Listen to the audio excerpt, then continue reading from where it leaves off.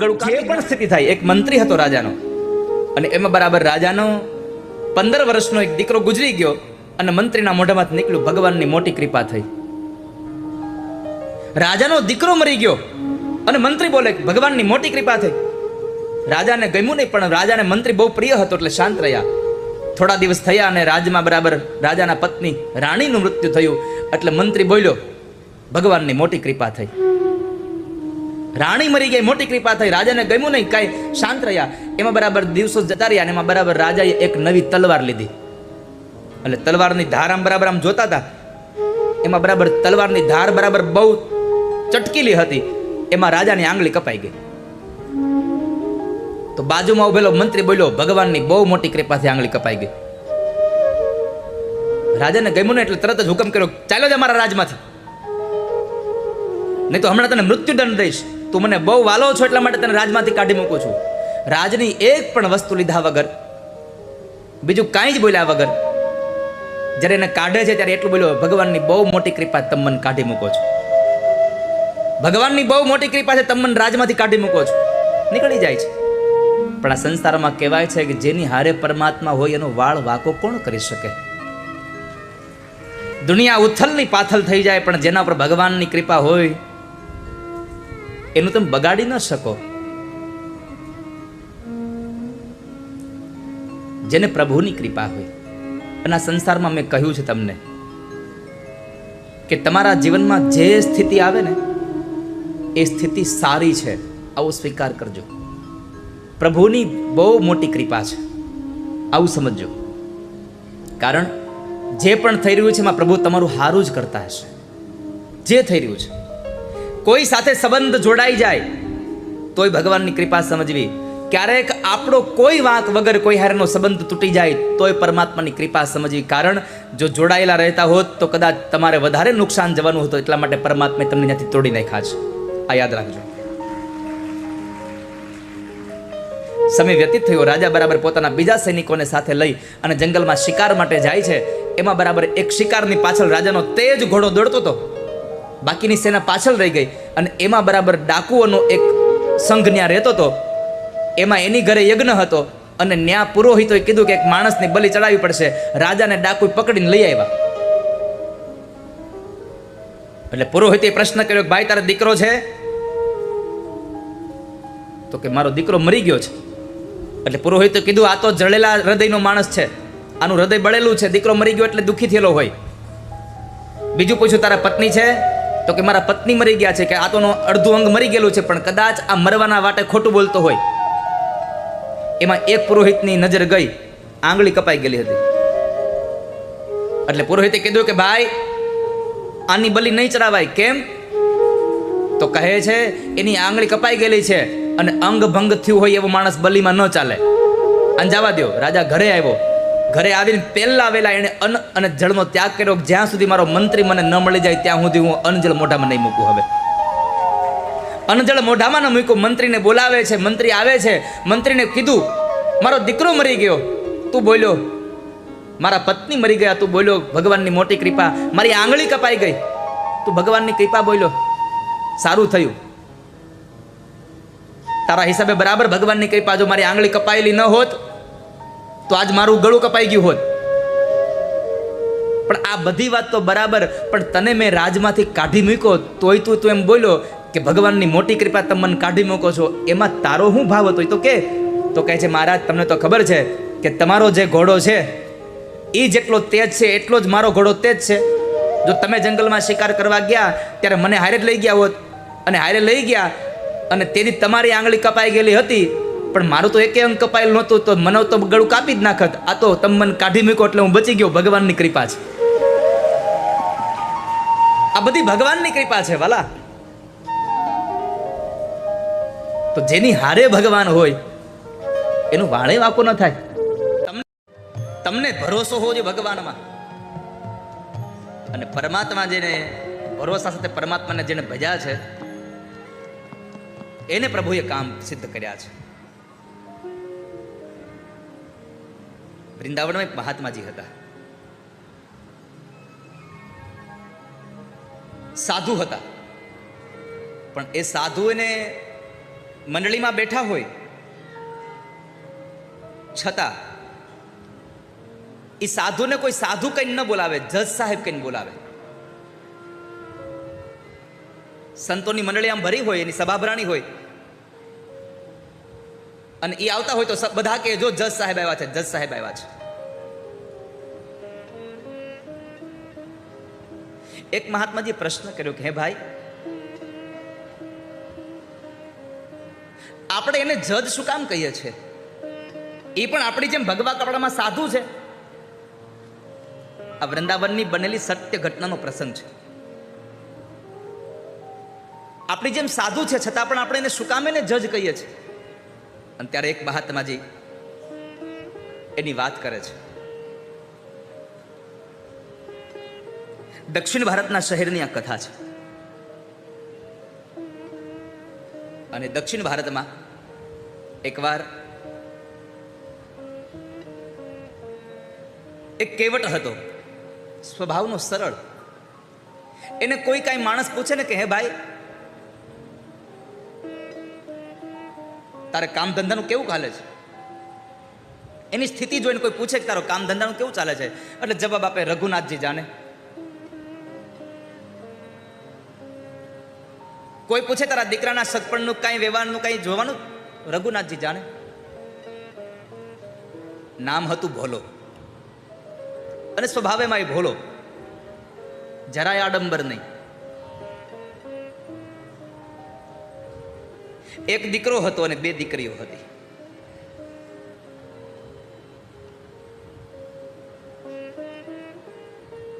એમાં સમય પછી સમય વ્યતીત થવા લાગ્યો. એમાં દીકરીના લગ્નની ઘડીઓ આવી છે. ભોલાજી પાસે 1 રૂપિયો નથી ઘરમાં. દીકરીનો કરિયાવર કરવાનો, દીકરીને સાસરે મોકલવાની, હવે ખર્ચો તો જોઈએ જ. અને દીકરીના બાપને ગમે તેવી સ્થિતિ હોય, કોઈકની પાસે પોતાના માથાની પાઘડી ઉતારીને પણ, હાથ જોડીને પણ દીકરીનો બાપ કહેતો, એક ભાઈ, હું તમને મારું બધું વેચીને પણ પૈસા આપી દઈશ, મને મારી દીકરીનું કન્યાદાન કરું, પૈસા આપો ને.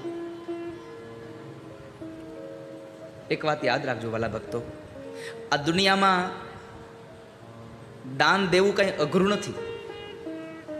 લોકો કહે છે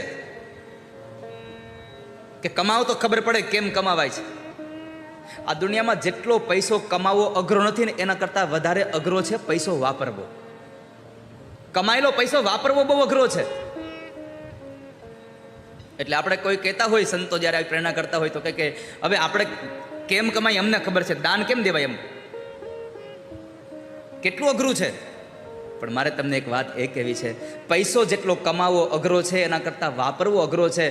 પણ આ બધાય કરતાં અઘરું હોય તો કોકની પાસે હાથ લાંબો કરવો એ બહુ અઘરો છે. હાથ લાંબો કરવો એ અઘરો છે, પણ હાથ લાંબો કર્યા પછી ખાલો હાથ જ્યારે પાછો આવે ને ત્યારે એ મર્યા જેવો હાથ થઈ જાય છે. પણ આ ભોલાએ ભગવાન પાસે, એના ગામના એક શેઠ શાહુકાર પાસે જઈ અને કીધું કે શેઠજી, મારી દીકરીના લગ્ન છે ને, આ બહુ જૂના જમાનાની વાત છે. તો કહે છે કે મને પૈસા આપશો, મારે 200 રૂપિયાની જરૂર છે, મને 200 રૂપિયા આપશો. શેઠે એને પૈસા આપ્યા ને એ પૈસાના બદલાની અંદર ચિઠ્ઠી લખાવ્યું બધું. બેનના વિવાહ થઈ ગયા, કામ ધંધો મેળા કરવા ભાઈઓ, અને પછી દીકરાઓએ જ્યારે પૈસા ભેગા થયા ત્યારે દીકરાઓ એના બાપાને કહે છે, દીકરીના લગ્ન થઈ ગયા પછી એ ભોલો જે ભગવાનનો ભક્ત હતો, ભગવાન રામનો અનન્ય ભક્ત, એ રામજીના મંદિરે જઈને રહેવા લાગે છે. અને પરમાત્માના મંદિર સિવાય, પરમાત્માના ચરણ સિવાય આ જગતમાં રહેવા માટે બીજું સ્થાને હારું ક્યું છે? જાવું કહતજી ચરણ તુમારે,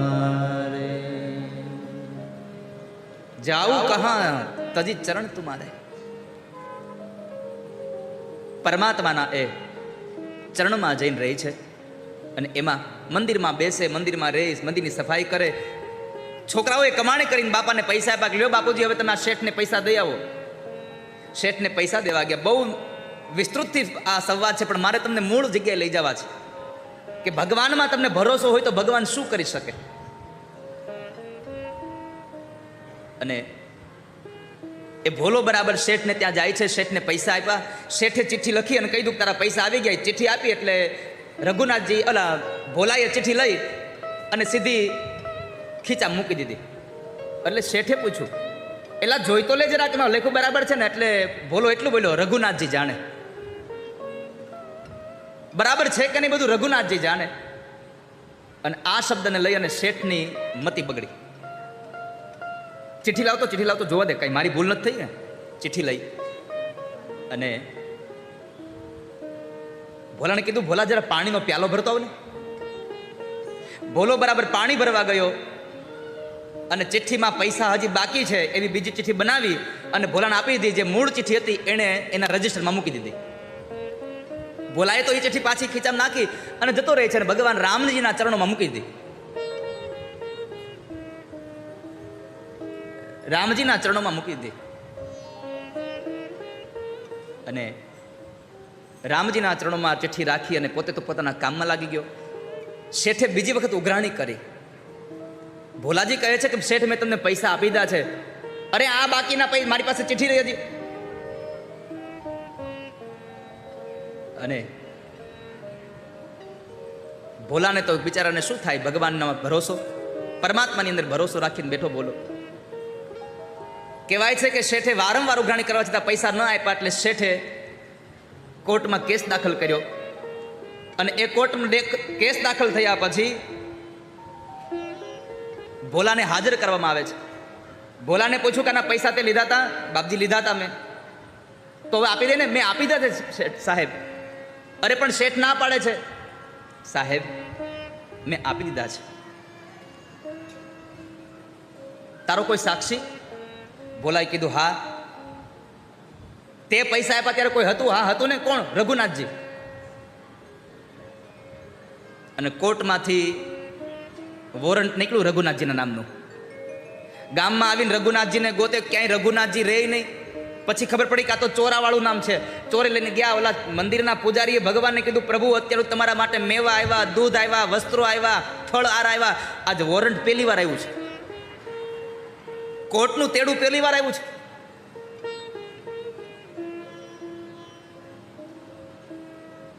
કોર્ટના તેડા પહેલી વાર આવ્યા. પણ તમને સંક્ષિપ્તમાં કહું તો એટલું જ કે જ્યારે રઘુનાથજીને બોલાવે છે સાબિતી આપવા માટે, જ્યારે તારીખમાં ભોલો હાજર છે, કઠોરીમાં ઊભો છે અને પૂછું તારા સાક્ષી ક્યાં છે? તો કે અહીંયા જ ક્યાંક હશે. અહીંયા જ ક્યાંક હશે. બોલાવો એમને. જજ સાહેબે ફરમાન આપ્યું અને બાર દરવાજા ઉપર ઉભેલો ચપરાસી બોલ્યો છે રઘુનાથજી હાજર હો. એક વાર, બે વાર ને 3 વાર અવાજ કર્યો. 75 વર્ષની ઉંમરના એ દાદાના રૂપની અંદર ભગવાન રઘુનાથજી પોતે સાક્ષી પૂરવા આવ્યા છે. દક્ષિણ ભારતમાં બનેલો સત્ય ઘટનાનો પ્રસંગ છે.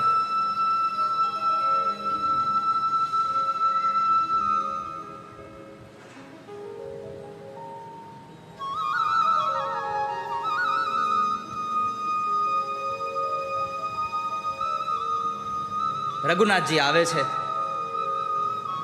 અને સાક્ષી પૂરી કહે ભાઈ આ ભોલાએ પૈસા આપી દીધા છે. જજે પૂછ્યું કે એની સાબિતી શું? તો કહે છે કે 2 માણસોને મોકલો સાહેબ. આ શેઠનું જે રજિસ્ટર છે એનામાં આટલામાં પેજ ઉપર આ ચિઠ્ઠી પડી છે. આ શેઠ ખોટું બોલે છે. 2 લોકોને સિપાહીઓને મોકલે છે. રજિસ્ટર લઈ આવે છે. રજિસ્ટરમાંથી ચિઠ્ઠી નીકળે છે અને ચિઠ્ઠી જોઈ શેઠની એમાં સહી આ બધું જ જોઈ ભોલાને નિર્દોષ જાહેર કર્યો અને શેઠને દંડ આપ્યો. બધી કાર્યવાહી પતી ગઈ. પછી ભોલાને પૂછ્યું ભોલા આ રઘુનાથજી કોણ? એ ક્યાં રહે છે? બોલો કે જ્યાં હું રહું છું. તું ક્યાં રહે છો? જ્યાં રઘુનાથજી રહે છે. તમે બે ક્યાં રહ્યો છો? ગામના ચોરે. આ રઘુનાથજી કોણ? ચોરાવાળા એ રઘુનાથજી છે ને હું ત્યાં રહું છું. તું ભગવાનની વાત કરે છે? હા, તો તમે ન ઓળખા? એ રઘુનાથજી બીજું કોઈ નહીં, મારા સ્વયં પ્રભુ પોતે હતા. જજની આંખમાંથી અશ્રુ પડે છે. બાજુમાં બહુ બધા અધિકારીઓ ઊભા હતા. એમણે કહ્યું, સાહેબ કોઈ દિન તમે આજે રડો છો કેમ? તમારી આંખમાં આંસુ કેમ છે આજે? અને ત્યારે દક્ષિણ ભારતની કોર્ટના જજ એટલું બોલ્યા હતા કે બની બેઠેલો જજ ખુરશી પર બેઠો રહ્યો અને જગતનો જજ મારી સામે ઊભો તો ઓળખી ન શક્યો એને. હું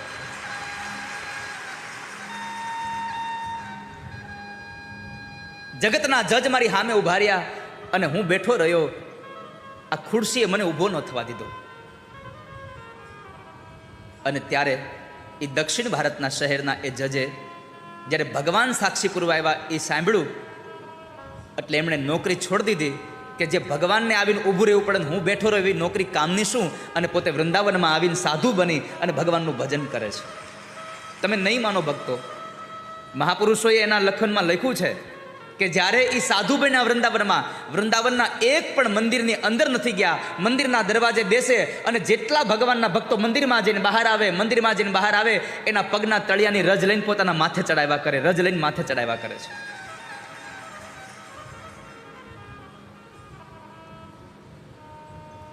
ભોલાને કોઈ ચિંતા નહોતી કે ભગવાનનો હરિ અવતાર થયો એની કથા બતાવે.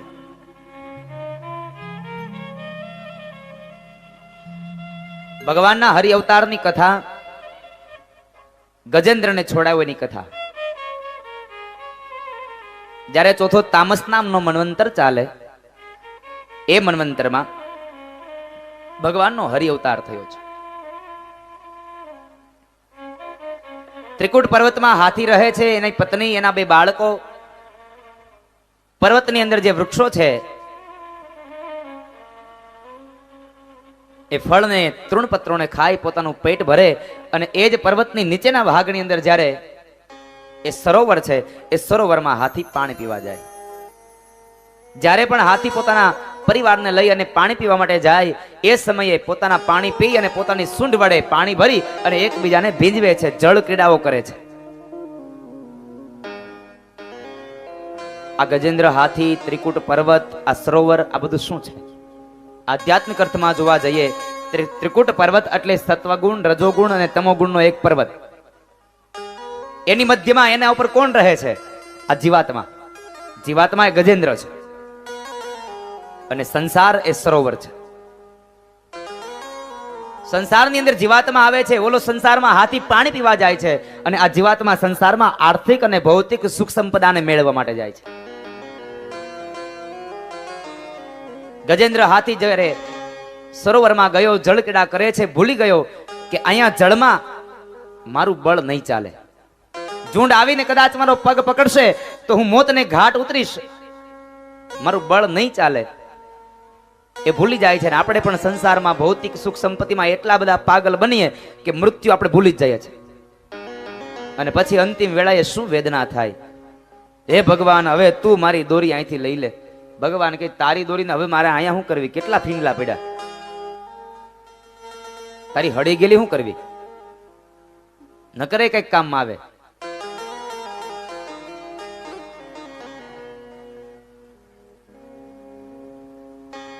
પણ બરાબર હાથી જ્યાં સરોવરમાં જળ ક્રીડા કરે છે અને એ સમયે એ મદોન્મત એ જળનો વિહારી ભૂલી ગયો કે જળમાં મારું બળ નહીં ચાલે. અને એ સમયે એક ઝુંડ એટલે કે મગરે આવી અને હાથીનો પગ પકડ્યો. મગર એટલે કાળ છે અને કાળનો નિયમ છે હંમેશા પહેલા પગ જ પકડે. મૃત્યુ હંમેશા પહેલા પગ પકડે છે. ઝુંડે આવી અને હાથીનો પગ પકડ્યો. હાથી બહાર નીકળવાના પ્રયત્નો કરે પણ એનું બળ જળમાં ન ચાલે. એનું બળ બહુ છે પણ ક્યાં ચાલે? જમીન ઉપર. બધાય પાસે બળ છે પણ અવળી જગ્યાએ ઉપયોગ કરી છે ને એટલે કામ નથી કરતું. ભગવાને બુદ્ધિ બધાયને આપી છે પણ આપણે બુદ્ધિનો ઉપયોગ ક્યાંક બીજી જગ્યાએ જ કરીએ. હાવ જો કે આપણી બધાની બુદ્ધિ તો હાવ કાટ ખાઈ ગયેલી જ પડી છે, ખુલતી જ નહીં હોય. હા, સાયન્ટિસ્ટો એમ કહેતા હોય કે અમે અમારી બુદ્ધિનો 5-7% ઉપયોગ કરીએ છીએ, 10% ઉપયોગ કરીએ છીએ, તો આપણે તો હાવ ઝીરો જ ને, કરતા જ નથી.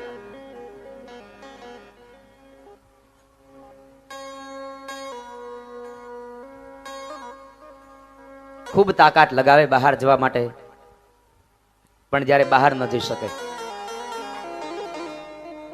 આધ્યાત્મિક અર્થમાં કથા એમ કહે છે કે તમે મૃત્યુ પાસેથી છૂટવાના ગમે તેટલા પ્રયત્ન કરો પણ તમે મૃત્યુના હાથમાંથી ન છૂટી શકો. મૃત્યુ તો મેળવવું જ પડે, ચાહે એ ધ્રુવ હોય તોય ભલે અને આ કળિયુગનો મનુષ્ય હોય તોય ભલે. મૃત્યુને મેળવીને જ પરમાત્મા સુધી જવાય, કારણ જીવ અને શિવ ત્યારે જ એક થાય. મૃત્યુ એ ભગવાન સુધી પહોંચનારું એક પગથિયું છે. પરમાત્મા સુધી લઈ જનારું એક સ્થાન, એક પગથિયું એટલે મૃત્યુ. મૃત્યુનો ભય સતાવે નહીં એવું જીવન જીવવું. ગજેન્દ્રએ ખૂબ પ્રયત્નો કર્યા પણ એની કારી ન ફાવી. એની પત્ની, એના બાળકો, એને બધાએ જ ગજેન્દ્રને એ હાથીને પકડી અને બહાર લેવાના પ્રયત્નો કર્યા, પણ જેમ બહાર લેવાના પ્રયત્નો કરે તેમ તેમ ઝૂંડને મધ્યમાં ખેંચતું જાય. અને જ્યારે મધ્યમાં લેતું ગયું ને ત્યારે પત્નીએ પણ પોતાના બાળકોને કીધું કે હે બાળકો, હે છોકરાઓ, હવે આને છોડી દો ભગવાન ભરોસે. જો હવે આપણે આમાં રહેશું ને તો બીજા પણ ઝુંડ આવીને આપણને પકડી લેશે. અને આવું જ આપણા જગતનું છે સાહેબ, આપણા સંસારનું આવું જ છે.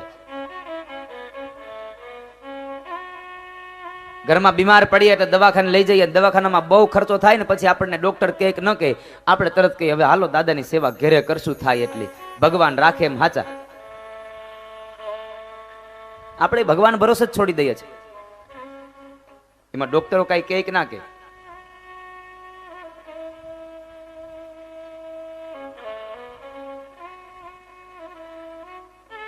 જેમ હાથીને છોડ્યો એમ આપણને પણ છોડી દેવાના છે. માટે તમે તૈયારી કરજો, પરિવારના લોકો છોડી દેશે એની તૈયારી રાખજો. હાથની ને બચાવો કિનારે જઈને ઉભા રહ્યા અને હાથી બહુ પ્રયત્નો કરે છે કાળના મુખમાંથી છૂટવાના, પણ મૃત્યુના મુખમાંથી છૂટી ન શકાય. બુદ્ધિનો ઉપયોગ કરીએ તો વાંધો ન આવે, પણ આપણી પહેલેથી જ એવી બુદ્ધિમાં માનસિકતા બંધાઈ ગઈ છે ને આપણને ભગવાન ન મળે. આપણી બુદ્ધિમાં માનસિકતા બંધાઈ ગઈ છે કે આપણને ભગવાન ન મળે. આ હાથીના બચ્ચા જેવું છે. હાથીમાં કેટલી તાકાત છે? હાથીમાં તાકાત કેટલી કે મોટા મોટા મહાકાય એવા વૃક્ષો હોય એના મસ્તકને માર કરી અને મહાકાય વૃક્ષોને નીચે નાખી દે, આટલી તાકાત એમાં છે.